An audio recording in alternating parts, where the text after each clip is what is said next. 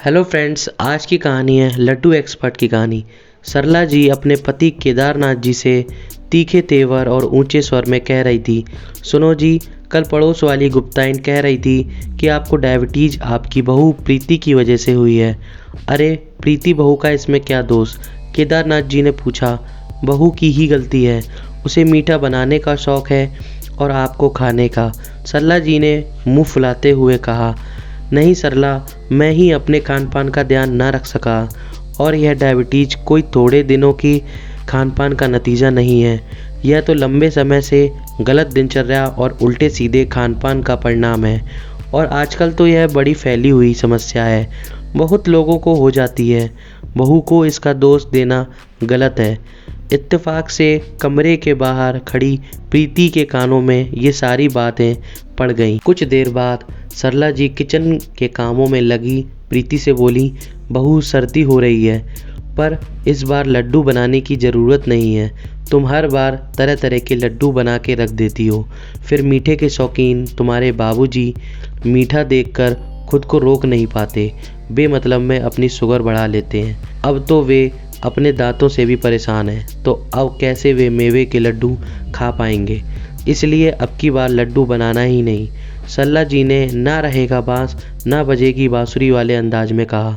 तभी केदारनाथ जी प्रीति का उदास चेहरा देखकर बोले, प्रीति बेटा, तुम बनाओ लड्डू, मेरे कारण घर के अन्य सदस्य क्यों स्वादिष्ट लड्डुओं से वंचित रहें, और मैं भी अगर थोड़ा बहुत खा लूँगा तो कौन सा पहाड़ टूट पड़ेगा? कोई पहाड़ नहीं टूटेगा, टूटेंगे आपके बचे कुछ दांत, फिर घूमना पोपले बनकर। केदारनाथ जी की तरफ आंखें टेढ़ते हुए सरला जी ने कहा, लेकिन माँ जी, आपके जोड़ों के दर्द में मेथी और अलसी के लड्डू तो फायदेमंद है ना? प्रीति ने विनम्र भाव से कहा, होते होंगे, पर मेरे लिए तेरे ससुर जी का स्वास्थ्य मेरे अपने स्वास्थ्य से कहीं ज्यादा जरूरी है। यह कहती हुई सरला जी बाहर धूप सेकने चल दी। पर जब सरला जी लौटकर घर आई तब उनकी आंखें यह दृश्य देखकर आश्चर्य के मारे फटी की फटी रह गईं।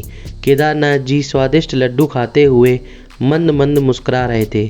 तिल और मेवों की खुशबू पूरे घर में फैली हुई थी। यह देखकर सरला जी का गुस्सा 7वें आसमान पर पहुंच गया। प्रीति, यह क्या है?